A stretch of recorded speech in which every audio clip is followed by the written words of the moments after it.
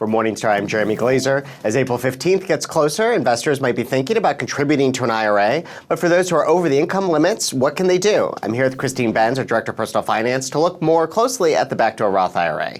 Christine, thanks for joining me. Jeremy, it's great to be here. So let's talk about those income limits, about when you are making too much money to contribute directly to a Roth IRA. What are those for 2018 and 2019? So for 2018, if you are a single filer, the income limit was $135,000. If you're over that, you cannot make any type of Roth IRA contribution. If you're part of a married couple filing jointly, again, this is for 2018, and your earnings are over $199,000, no direct Roth IRA contributions. They tick up a little bit for the 2019 tax year, so if you are under $137,000, you can fund a Roth IRA directly, but if you're over that, you cannot.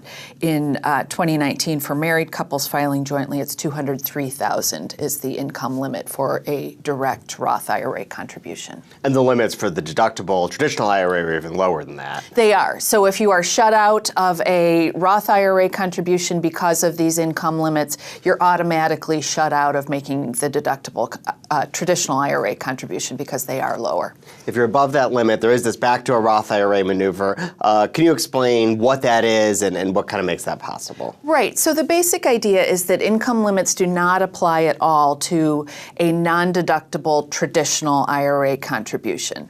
So beginning in 2010, people began to look at the fact that there were also no income limits on converting traditional IRA assets to Roth. So that's really when this backdoor Roth maneuver was born, and the basic idea is that if you fund that traditional non-deductible IRA and then convert it to a Roth shortly thereafter, there should, at least in theory, be no taxes due on that conversion, or very limited taxes due. If you did not have any capital appreciation on the holdings within that IRA between the time you funded it and converted it, the tax bill should, in many cases, not be much at all, if anything. So that's really the virtue of this backdoor Roth IRA maneuver. It lets higher income folks who are shut out of the direct contributions get money into a Roth IRA. How long would you need to wait before making that non-deductible contribution and doing the conversion? That's the subject of some debate, but I think that there's starting to be a consensus view that you don't have to wait very long at all. So in the past, there was some worry that, well,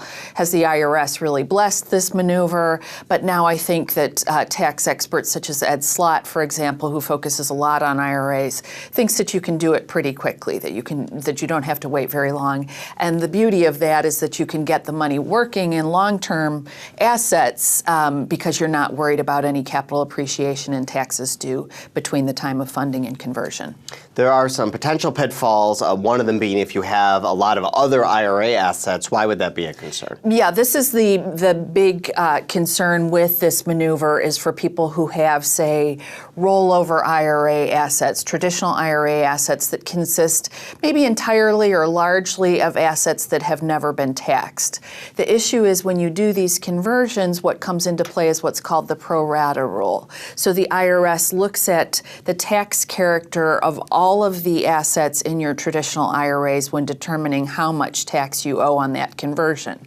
So if you have a lot of money in your IRAs, maybe in your rollover IRA that has never been taxed yet, then the tax bill due upon the conversion, even though it's a fairly small sum of money, may be higher than you anticipated. Is there any workaround for that? Well, one of the ideas that you might consider if you also have an active 401k plan is to roll assets into that 401k plan, assuming that your plan allows it. And the idea is that you're taking those rollover traditional IRA assets, if you move them into the confines of the 401k, they don't count as part of this pro rata rule. So 401k assets don't come into play at all. So that's one idea, but before you do that, you just have to make sure, A, that your plan allows it, and B, that your plan is good.